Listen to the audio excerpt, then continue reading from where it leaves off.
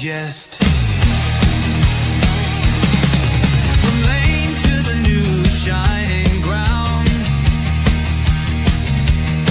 echo chants where the legends are found. Heroes carved in the heart of time, we march on through grit and grime. Oh Tottenham, Tottenham till I die. Raise the banner, let it fly. Through the rain, through the fire, this is my club, my only desire.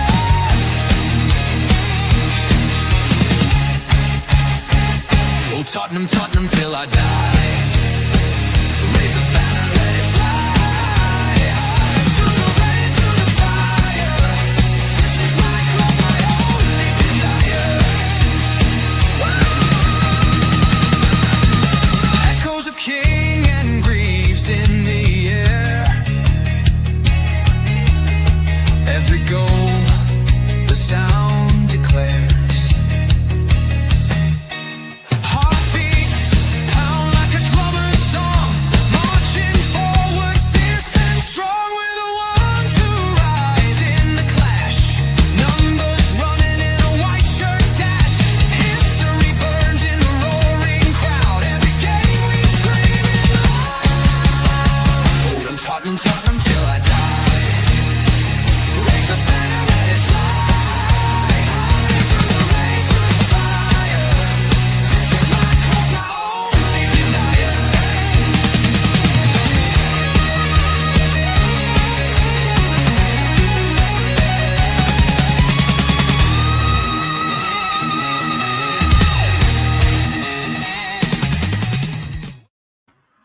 Yes, yes, yes. Welcome to After the Whistle. Manchester United versus Tottenham Hotspur. A game where Romero decided to use them famous words that it's been told by many celebrities when they're in the jungle at the end of November.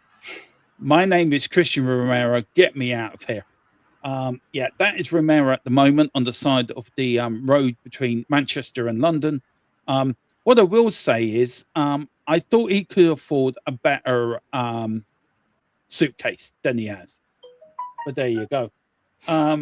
We also got the Tottenham manager and his coaching staff. Look at them all there. Look at them all happy after that defeat.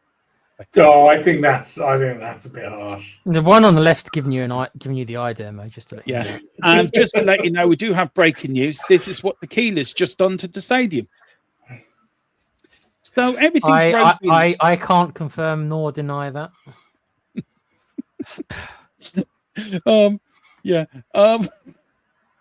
Anyway, yes, Tottenham Hotspur have lost 2-0 to Manchester United. Yes, it's a game of two halves, I think, or a decision. One decision turned the game for me, and that was the Romero red card. So, guys, Tequila, I'm gonna let you start your thoughts on the game as a whole. I'm gonna have to pop out because I have to do something that I was steadily lost. So I'll be back in 2 minutes.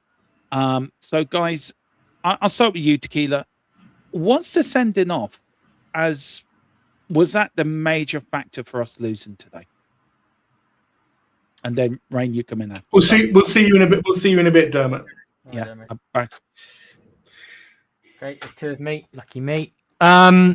What I will say, Rain, is even though it's only been 5 minutes or so since the last show, as we were waiting to come on, I was getting the initial reactions, a couple of shorts and stuff like that, and the consensus seemed to be that me and you were wrong.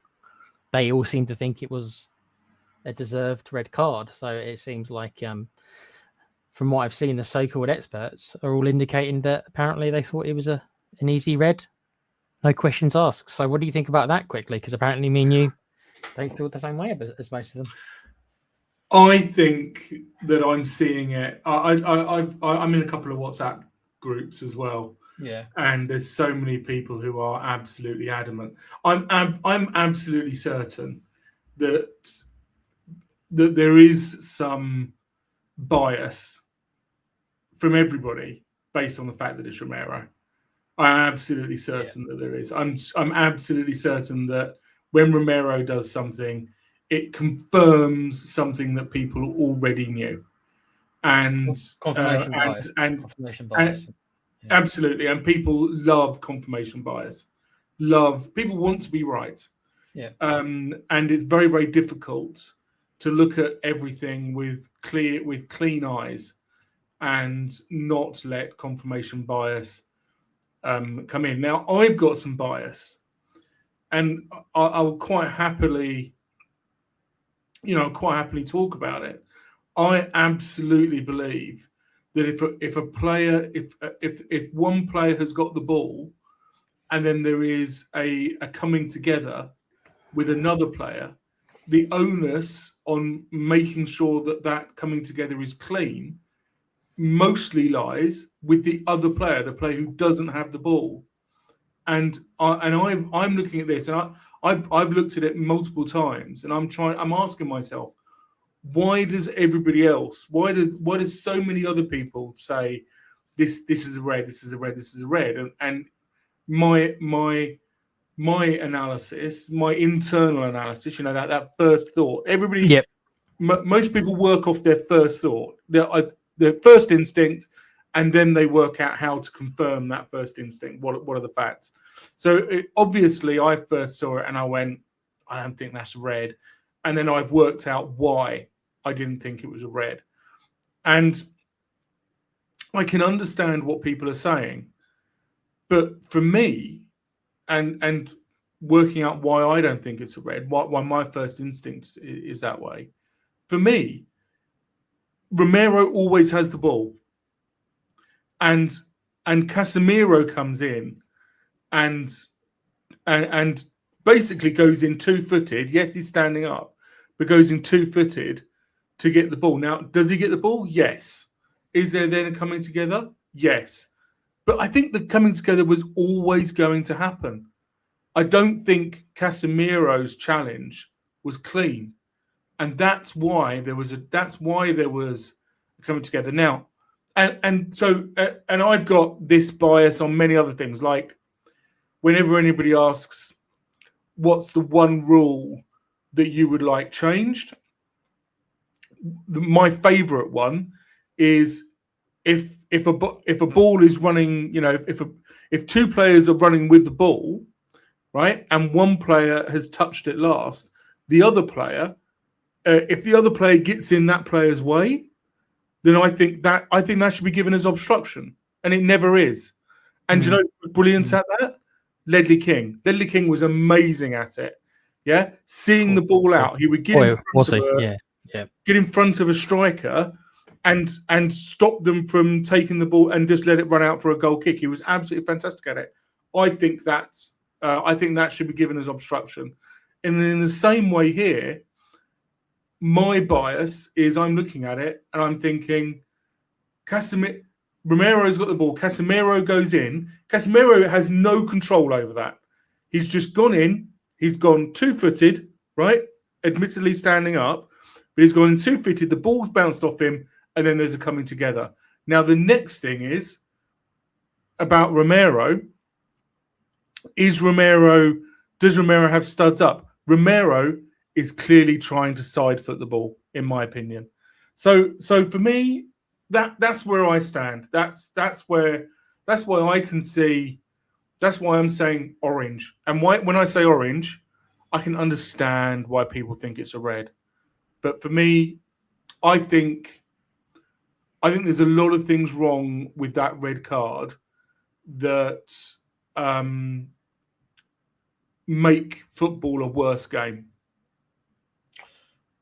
In the chat, somebody asked me, and it's a little bit of a silly question, because I think I replied to them like, if I was Doctor Strange, I could see all the different timelines. But without the red card, I still think they were probably a bit better than us. Again, I can't go on the first 15 minutes. I think you missed the first 10 minutes. I think that might be why I'm feeling that I still think we probably would have lost, because I missed the first 20 minutes or so of the match, and it sounds like we were at our apex.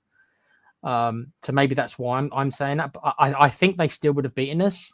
But this is why I'm asking you guys, because I did miss the first 20 minutes. Am I missing that part of the jigsaw? Is that why I'm feeling that I think they were? Because no game is like 100% 0%. Yeah, it always goes in phases. So what you've missed, unfortunately, because you need to go back and watch it because it was great. Yeah. It was really, really good. Was that first 10 minutes? We looked really good. Right. We were passing it around. We were making space. We were pulling them left and right. We were getting the ball in the box. We were absolutely in this game. And yes, obviously, at some point it's Man United at home. They were, they were the home team. They were going to come back in it at some point, but they did. And then the red card hit, and that's it. From then on, it's very, very difficult for us to then have another 10 or 15 minutes worth of, a phase where we are dominating. I can see why, from your perspective, it looks like we were just never in the game. And it's just that we never got to have that second phase. I'll tell you what it was, is because pretty much as soon as I got the stream off there, the first thing I saw was a really nice, sweet Man United move. And I think it was, I've got the play they signed from Wolves. I think he Cunha. narrowly, Cunha, yes, he narrowly missed a shot. So my first impression of the whole game was like, oh, they've just sliced through us, and really they easily could have been 1-0 up. So of course, because I missed the first 20 minutes, I was thinking, okay, so this has been par for the course. But it sounds like that wasn't true. So maybe I was just unlucky when the first thing I saw was that move.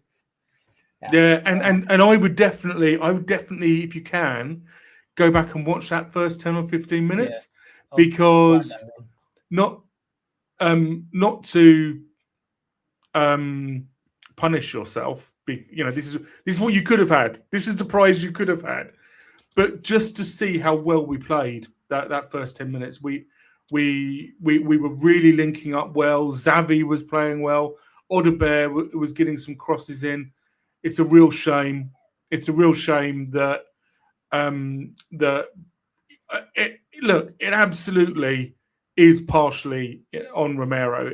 I'm not saying it's 0% Romero's fault. It is another example of him playing emotionally, which probably favors us 20% of the time he does it, and doesn't favor us 80% of the time that he does it. He's still culpable, isn't he? Because he should have known better, and it looks like, because he's 27 now, he's probably never gonna learn better. He's probably he's just ingrained in what he is. So it's eagerness, isn't it? For me, it's eagerness. I think he tries too hard, and sometimes he does go over that line. It's a thing of focus. He just sometimes loses his rag. That's the term, isn't it? Yeah, it is. I want to reckon yes, I did go into the Man United agenda. I took all the flack for you guys. I took all the bullets for you. I took the stabs in the back, the arrows. I've come out a cut, wounded individual.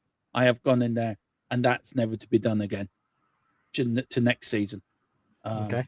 But I feel like big up Mr. Brady. He says, this might sound crazy, but is Romero trying to red card himself into a move? He obviously unhappy about the squad size and injuries. Have Real Madrid rumours turned his head? The rumours that I've heard are Atletico Madrid, not Real Madrid. Real Madrid I had news the other day, Real Madrid are looking at him as well. So he said he wants to go and play in La Liga. I look, we can concentrate on Romero, but I don't think that was the only glaring problem today.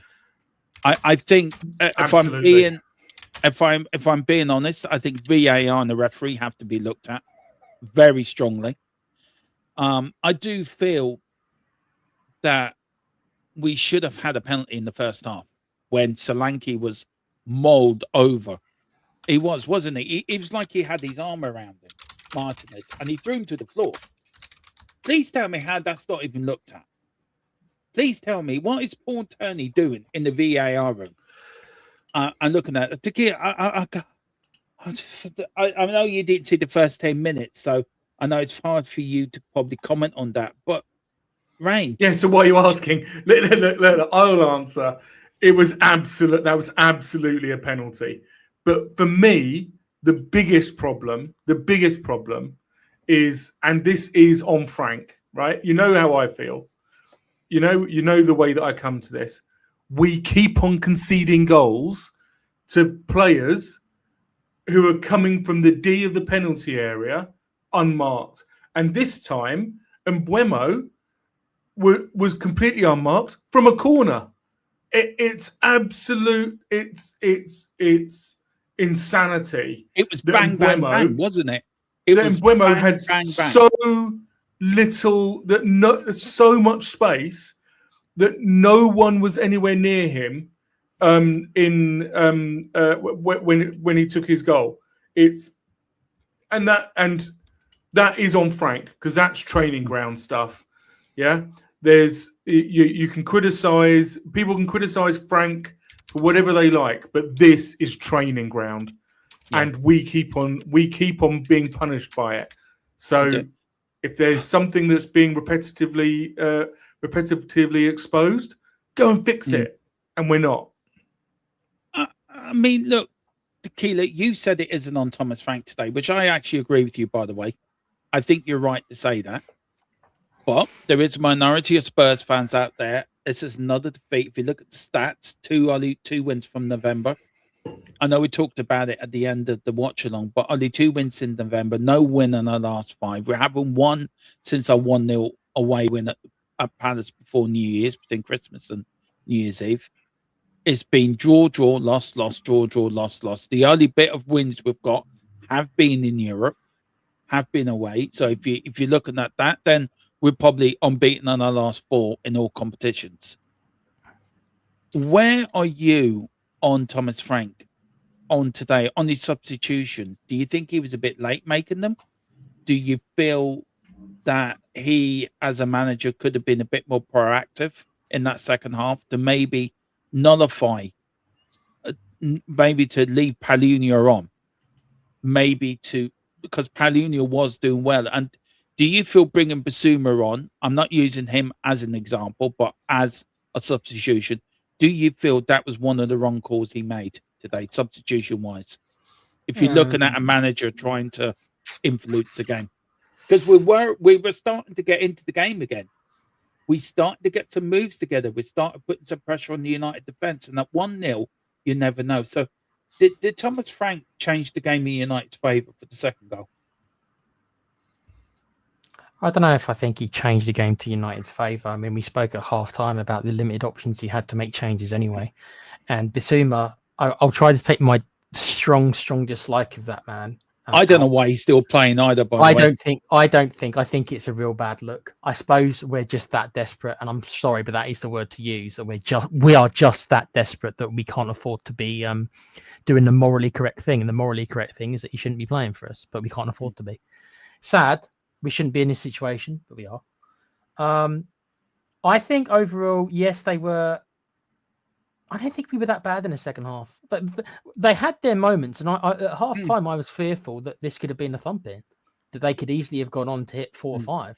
As I said, my concerns is that I don't know what would that do morale-wise, what that would do to us. We're already, obviously, you can tell, we're not exactly that confident. So I was very worried that we'd go on to a thumping, and it didn't really happen. They had a couple of offside goals, but they only ended up getting one more. But when it comes to answer the earlier question, when it comes to Thomas Frank, I'm sorry, when you get a player sent off, even if it's unjust, I think a lot of the blame, you can't really, from that point on, the game is the game's compromised, really. So I think you have to you just have to not accept it, but you just have to kind of say, okay, right, the game's kind of compromised. And all the criticism after that, I think you have to you can't be that harsh on him. But by all means, you can be harsh on him for everything else that's happened before, and the fact we've not won in the league in 2026. The fact that our home form is 2 wins all. I mean, this stuff is all stuff that is all factual, and he is culpable for some of it. But for today, if it is his fault, it's like 10%. Yeah, and a lot of that is just and a lot of that is just. A lot of that's on Romero because he should have known better. Yeah. Even if some of us feel it was a little unjust, he still should have known better. So a lot of it, unfortunately, does have to come on him. Some of it can be on the players, and there's a little bit on the manager. But mainly, I'm afraid, I think it's like 60% Romero. It is, unfortunately. Yeah, it is. I agree. I mean, Rain, look, we know. I mean, the point I was trying to make, I agree with Tequila that Romero should get majority of the blame and Thomas Frank shouldn't get much of the blame. He should get the blame for the result because he is going to get blamed for that, isn't he? He is going to get moaned at. His recent form, Tequila's right. It's facts. Only 2 wins since November. No win in our last, God knows how. No wins in 2026. We haven't won since. We can't buy a home win. This is going back to the 90s under Christian Gross era. Around that time when we were bloody woeful, Aussie Idealist years. We could be down in 17th again today, or 16th, if results go against us.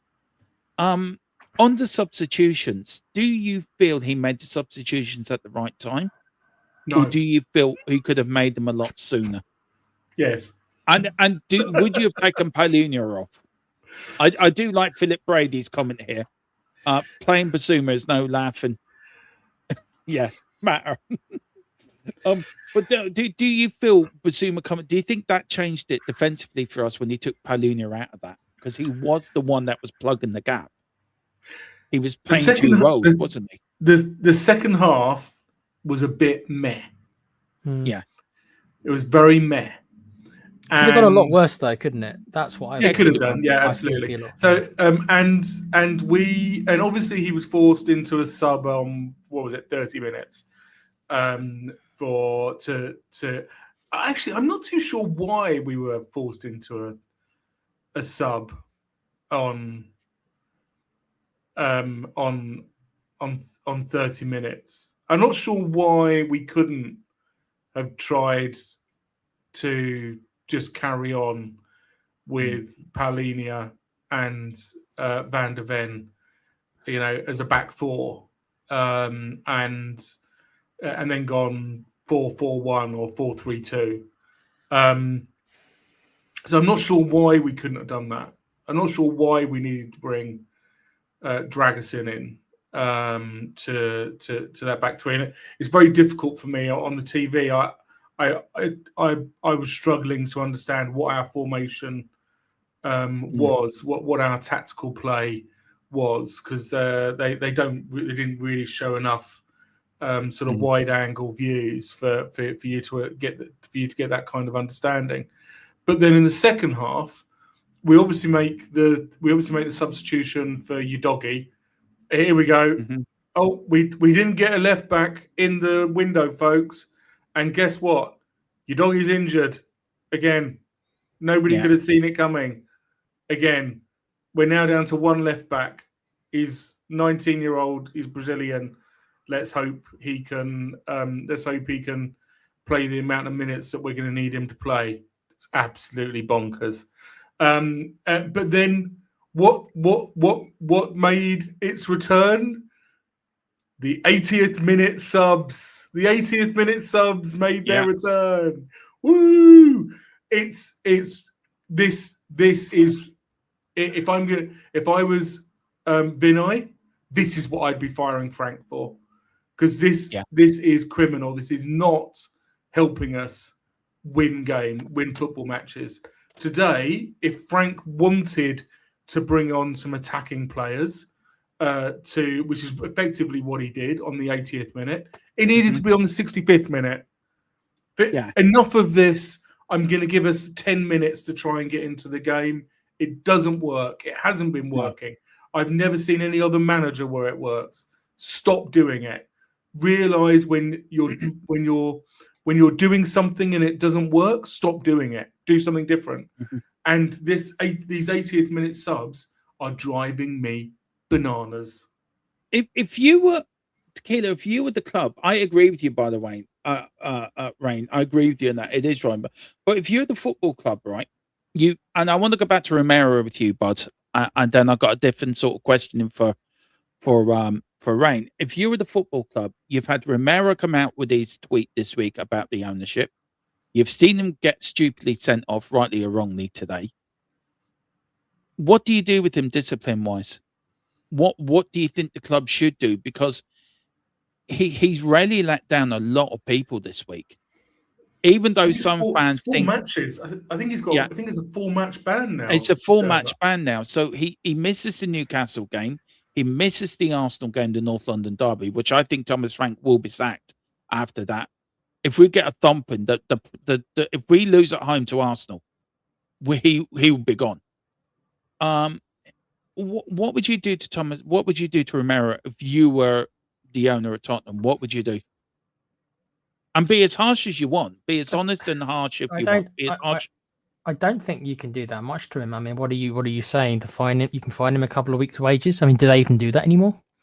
For being sent off? That's something they can do. Is that legally? Well, I something meant they can do? also with the attack on the board as well. What does Vinay do? He's attacked the board twice now, and now he's got himself sent off today. He's let a lot of people down.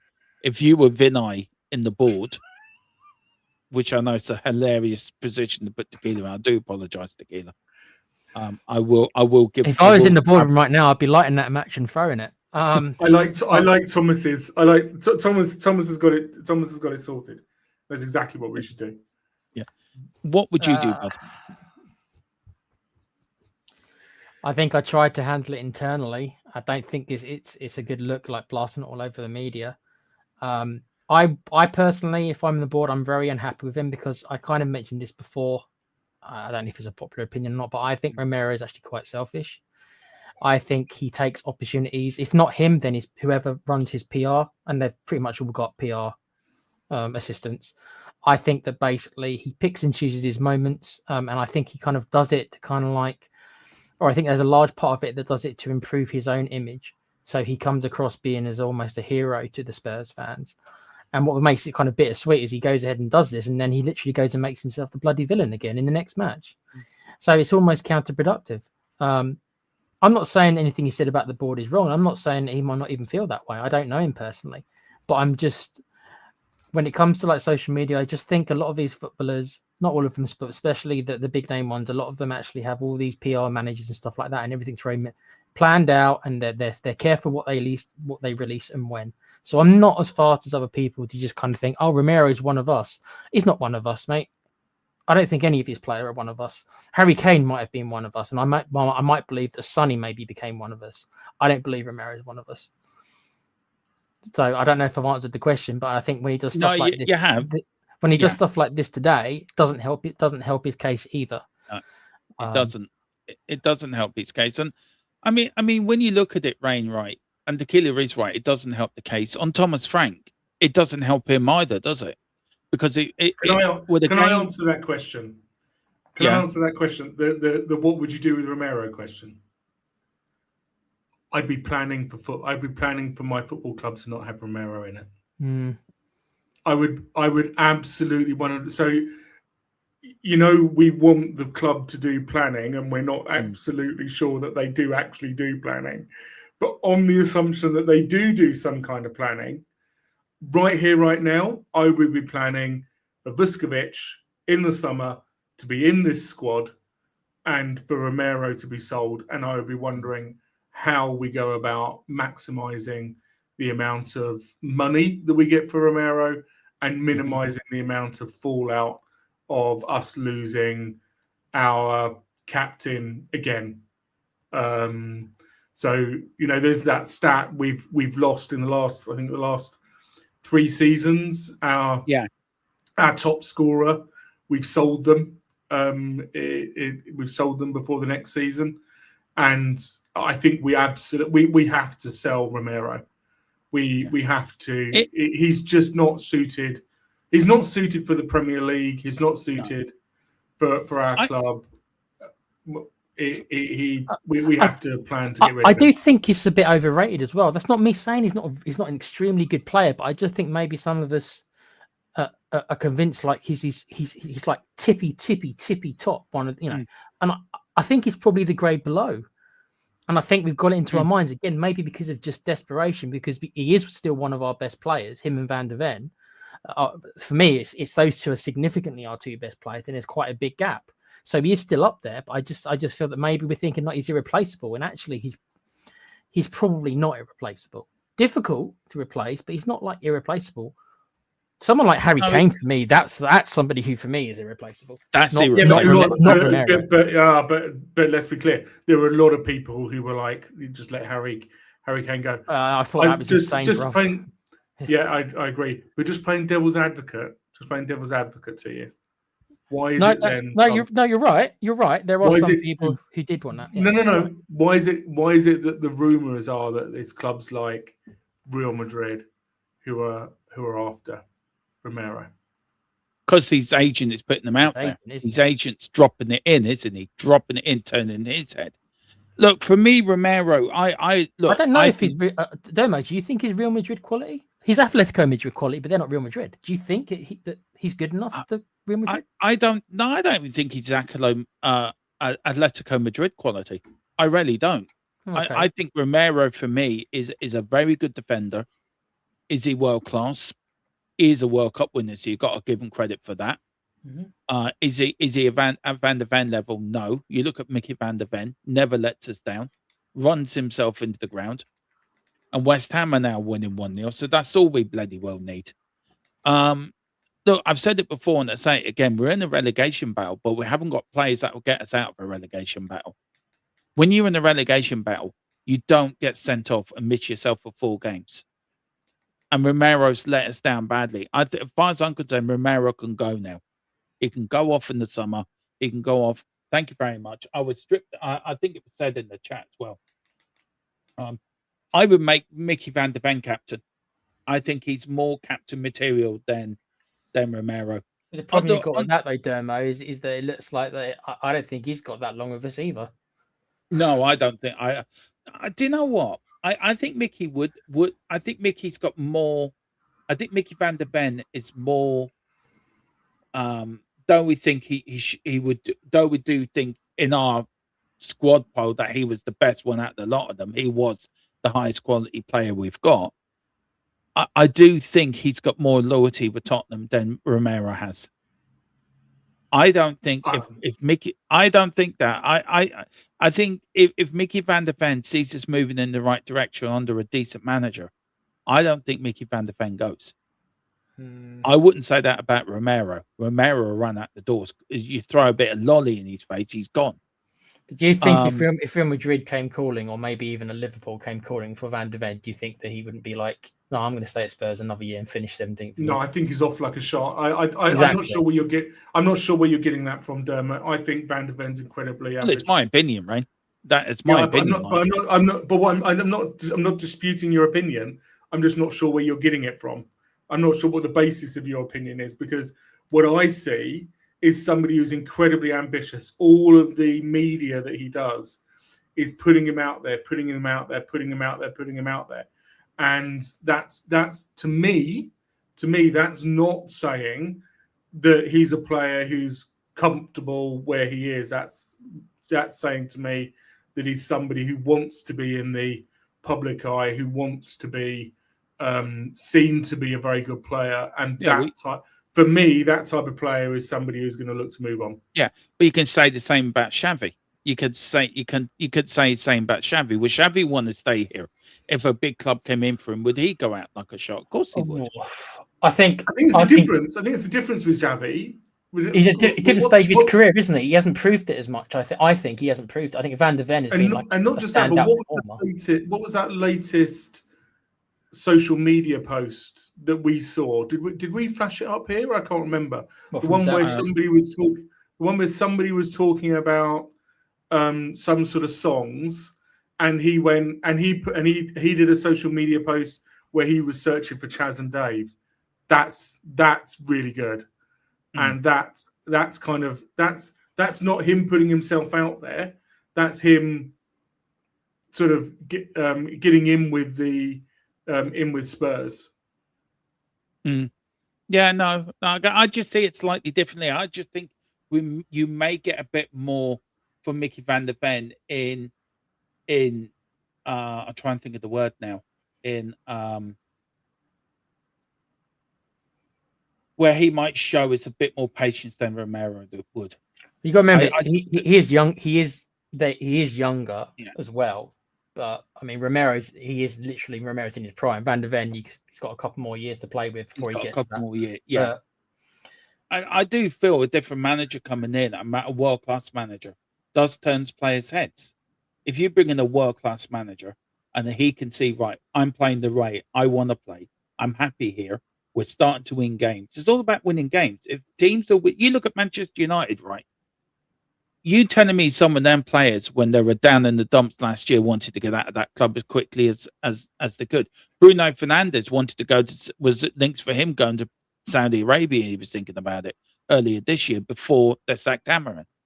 And once they sacked Amarin, bring in Carrick, make things simple. All the players just love playing for the club again. We all want to stay. We all want to build. So it's about whoever comes in. It's about if a new manager comes in and he makes that environment that Mickey van der Ven is happy to be involved in, then he may stay. I'm not saying he's going to stay with us for the rest of his career. He will move on to bigger. He will move on to another club. I'm going to put you up on one thing, Dermo. Is that there's a difference though, because so you said if a world-class manager comes in, and Michael Carrick, though he's doing a good job, has that reputation of being a world-class manager. Yeah, no, so I agree. So if you think that that's the only way that Mickey van der Ven can stay by a world-class manager and not a manager like a kind of a Michael Carrick, a more unproven, unknown manager, what world-class manager do you think they're going to bring in? I think any manager will come to the club. If you mean world-class, then that's great. That's any manager, yeah. So I'm looking at Xavi Hernandez or somebody like that. Right. See, I wouldn't call him world class. Well, he did win. No, he did win. He did. What did he do? The treble it was double in Germany over Bayern Munich, which is, I think, very, very unheard of. Bayern Munich losing. That's Xavi Alonso. No, it was Alonso Hernandez. Hernandez didn't. You're getting mixed up, yeah. Yeah. I'm getting mixed up. Then forget what I just said for the last 5 minutes. Xavi Alonso, I'd be all, yeah. I mean, yeah, he won with Leverkusen, didn't he? Yeah, he had an amazing season. Sorry, why am I thinking Hernandez managed? It's just it's because they've got the same first name. That's why. Sorry. Can I?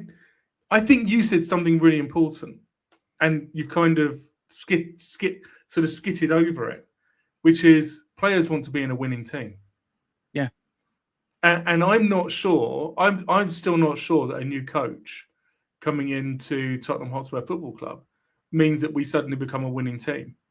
Because let's face it, today, I think there's an argument that potentially maybe we shouldn't have started with three at the back. Looking at the way the game went on, but I don't think that was a mistake.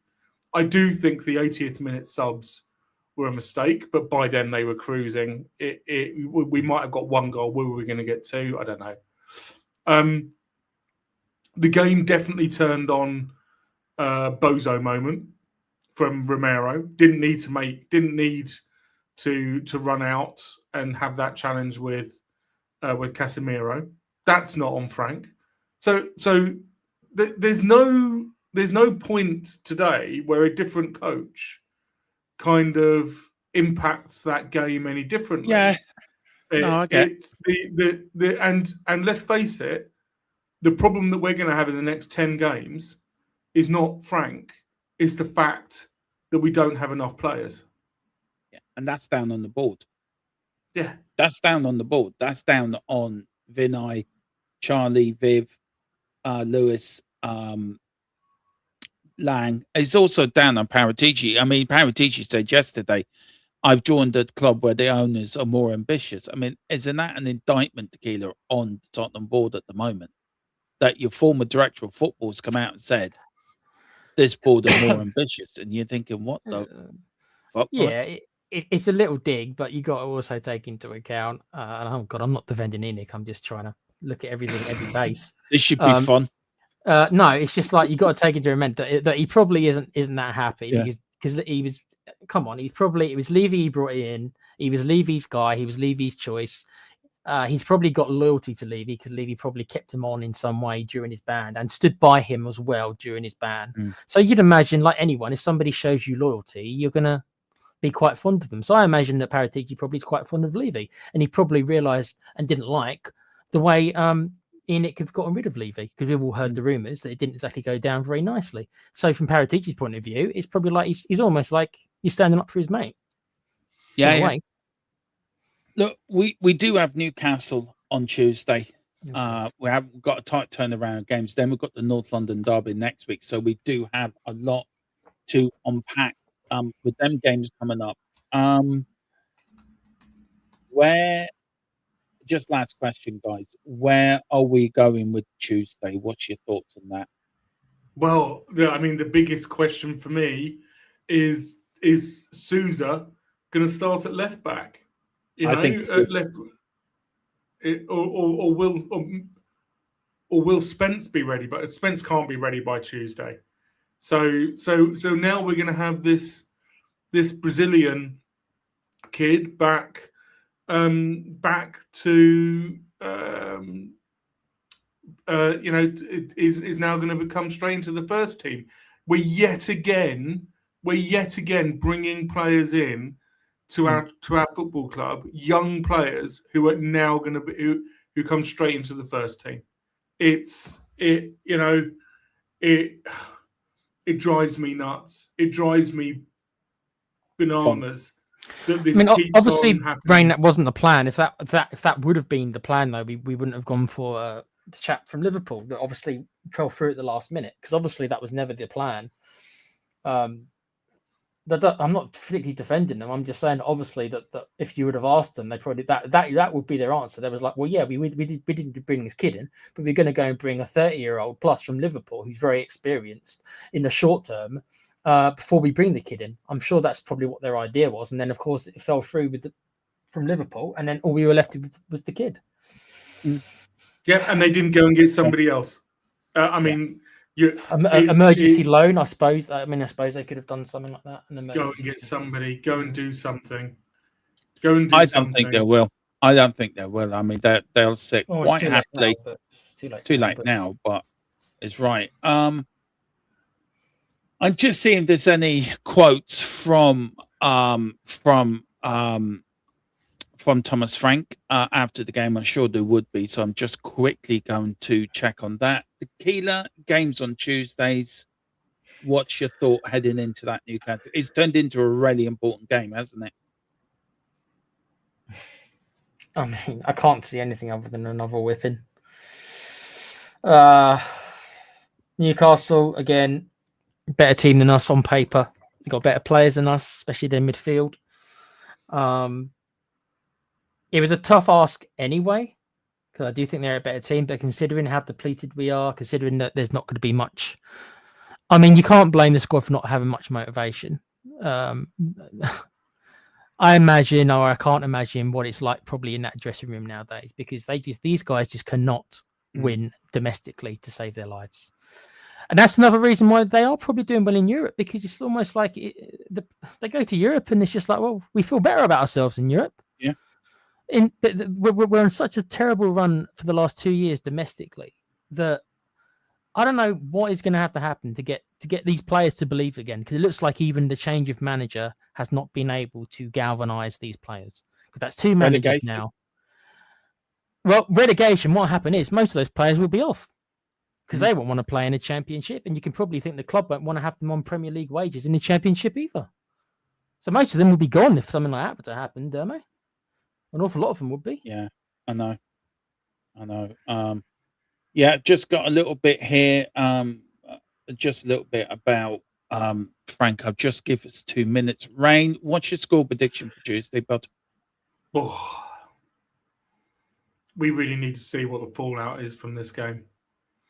We really need. Well, to see let me rephrase it then. Let me rephrase the question then. Though today is not Thomas Frank, and you can get a little bit of a. He can take a little bit of this. It's not my fault bit, which rightly so he could do. Does he see the Newcastle game, but will he see past the Arsenal game? Sorry, I don't know what the question. Are you asking? Are they going to sack Frank? If they're not sacking Frank. Right. So even if we if we get absolutely hammered by Arsenal and the crowd, the noise is so loud, you're still going to keep Thomas Frank in the job. I'm going to be very consistent. I just can't see them second Frank. They've got no plan for what to do. If they sack Frank, it is literally them cutting their nose off to spite their face, because they've got no prosthetic nose to replace it with. It's the if they sack Frank, the obvious question is what next, and they've got no next, Yeah, and I they agree. need a next.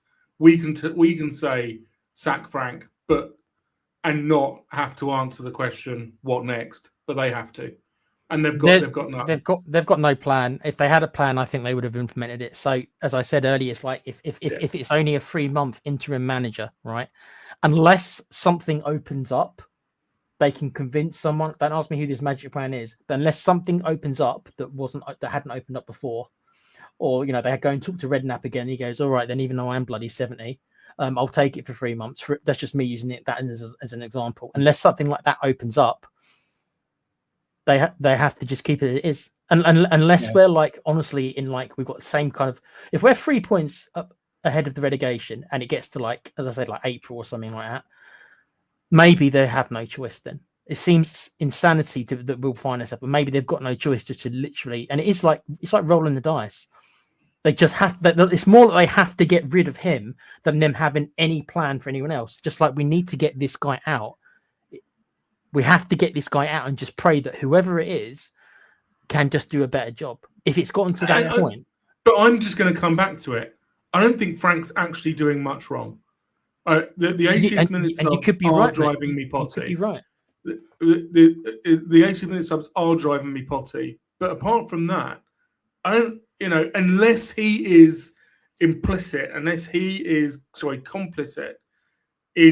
the slow moving transfer team, unless he is part of that, then he's not actually doing much wrong. Do you think he's a detriment, Rain? If they feel he is a detriment, and that's the word I'll use, if he's a detriment, then that's the only way I can see them even thinking about it.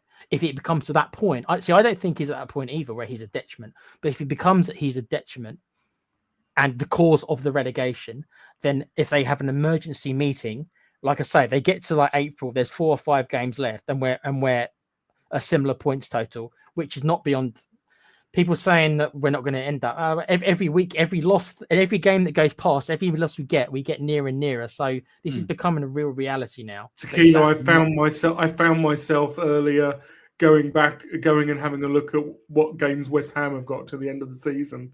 I've already done it. I've already done that. And Burnley. I'm looking at Burnley as well, by the way. Go on then. I haven't looked yet. So what is the damage? It's not good. It's not good. And in chat, there's been a very lively chat in our fantastic community as well.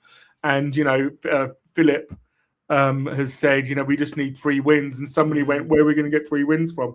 And I can't disagree with that. Where are we going to get 3 wins from? I just want to give you a bit of Thomas Frank's quotes. He was asked on a frustrating day. He said, I think the first 30 minutes were good away performance at the difficult place against a team with confidence in a good flow. Then after the red card, I'm very proud of the players, the resilience, staying in the game mentally, still to be threat at times, try to create something. Very proud of them. And then, of course, just made 3 offensive stops to try and push a bit more. What we conceded the 60 minutes playing with 10 men, they put everything into it. Very proud of them. Very proud of our fans who travelled in numbers. You could hear them loud. They were loud throughout the game. Fair play to Spurs away fans. Absolute credit to us once again. He was asked on Romero being in the headlines this week, the red card, and the Spurs skipper feeling like he's let his teammates down. Christian, first and foremost, there was no intention to do the follow through, make a red card. I think he clearly goes for the ball. Unfortunately, the way the rules are, it is then a red. Christian apologised to his teammates in the dressing room. He was asked then on Spurs moving forward from this game. I think the big area we've been working really hard on is resilience. So we didn't get a result out of today, but what they showed out there in the pitch, I think was incredible. That is where we need to build on going forward to Tuesday night. On the Premier League table, all he said was just focusing on the next game, and that is Newcastle on Tuesday. Just very quickly, let's go and look at the table where we are at the moment, guys. Let's have a look at that. I really don't want to look at that, but we will. Tottenham sit in 14th place on 29 points. Palace are on 29. Leeds are on 29. Forest are on 26. West Ham are on 23. We do In the have a goal relegation difference. zone. Yeah, we do have a goal difference of 0, Palace -4, Leeds -9, Forest -13, West Ham -17. So goal difference may help us at the end of the day. If you call goal difference an extra point, then because West Ham's got a terrible goal difference, then it's 7 points. Then Yeah, it is. You can gain that as an extra point, can you? But look, Well, yeah. guys, we are going to end it there. I'm knackered. I've been at it since I've been on a lot of streams today, working hard, doing the watch along. Guys, there will be a play rating show tomorrow at midday. So do join us for that, where we'll go over the play rating. Tomorrow night at 8, I will be on with Philip Brady on our political channel, talking all things political, from, I don't know, Donald Trump to Barney the Clown to, I don't know, Bozo the Clown as well. But we are back Monday with the we are back Monday with the predicted lineup for Tuesday morning with the pre-match build-up to the Newcastle game. We never stop. We show more commitment than Christian Romero shows in leading Tottenham to wins. But before we leave, Tequila, where can people find you, bud? obviously you guys can find me on here, and you can find me on the Play Pouch Gaming channel, and we've got some South Park coming up. I think Monday or Tuesday. Cheers, guys. Ooh. Irish Red Devils are doing a reaction show. I know the lads. Big up to you. Anyone like to join them at 5? He says he's inviting one of us on. I'll join. I'm just going. There we go. Rain. Right. Just I don't know how you're going to get. 1 sec. Yeah. Just sort out. To get. Yeah, we'll get Rain. Will come and join you. Big up. There we go. Big up. Big up. And big up. Congratulations as well. Email me. Right. Send us your email if you can. I presume it's on his channel. Oh, have you? Okay. You found it. All right. Tequila, so you got that coming up. Yeah, and Rain, where can people find you, bud? They will find you on the Irish Red Devils later. That is for sure. Here. You can find me here. Here, there, and everywhere. Yes, we will be back. Can I just say thank you for the numbers we keep getting recently? I don't know what you want to say anything, Tequila. We've had a really big push, haven't we, over the last Couple of months. couple of months. We've really grown, haven't we? Do you want to say anything? Because I know this is your first chance, sort of, to say to people. There's what do you want to say to them? Because I'm amazed how quickly we've grown as a channel, like over the last since November. Yeah, so we've had a big jump up, probably like I say, from like November. So and we've had a lot more people putting in super chats, a lot more subscriptions, stuff like that. So we're all pretty happy about it, aren't we, Dermo? The growth has been expedited a lot over the last couple of months. We just wish, I think, that that Spurs were doing better, so we could bring you maybe a bit more positivity, and it wasn't always like this. But we can't control that part. But thanks for joining us and continue to support us. I will say about the watch along. Today was the first day that I was able to mention the opposition names, because I actually brought them up on the other monitor, so I was able to know who got the ball on Man United side, which is quite sad that I know all the names of Tottenham and all the names of Man United. But when it comes to any other opposition, I haven't got a damn clue what they're called. So work that one out. I don't know if it's because we worked with the Manchester United fan for so long, Tequila. We kind of know. It's a bit, because we work with a couple of United fans. It's kind of like we know their team a bit more than probably we should, because they talk about. Yeah, we should. Yeah, it's quite embarrassing, isn't it? A little bit. But anyway, on that bombshell, we leave it there. Do get over to put your link in the chat, Irish Red Devils as well. Put your link into chat, guys. Do get over there and watch Rain tonight over there. He is defending Nara. If people want to watch it, you can just right click on the name and go to his channel via there. Oh, right. I didn't know you can do that, bud. Yeah. Okay. Well, do get over to the Irish Red Devils. Do go over and watch Rain defending our honour tonight, defending the sending off, putting these thoughts across. They are great lads over there. Let's do get over there, guys. We are back tomorrow. I'm now going to go and stick my head into a bowl of poaching and drink that down with a straw, which is Irish whiskey, Rain. Wonder what it is. And then I will come back tomorrow with the play rating show. I need that after today. I really do. But anyway, on that bombshell, thank you all for watching. And as always, No, I'm not Right. doing Ange anymore. I've got giving something Ange new a pass. coming up. Oh, I've something got new. something Okay. new. Okay. You've got something new coming up. And as always, never back the owners. Never buy anything in the club shop. Don't buy anything in the stadium. Support the team. Support the badge. Do not support the owners. ENIC out. It was the fans who built this club, not you. Come on, you Spurs. Tottenham till I die. Raise a banner, let it fly.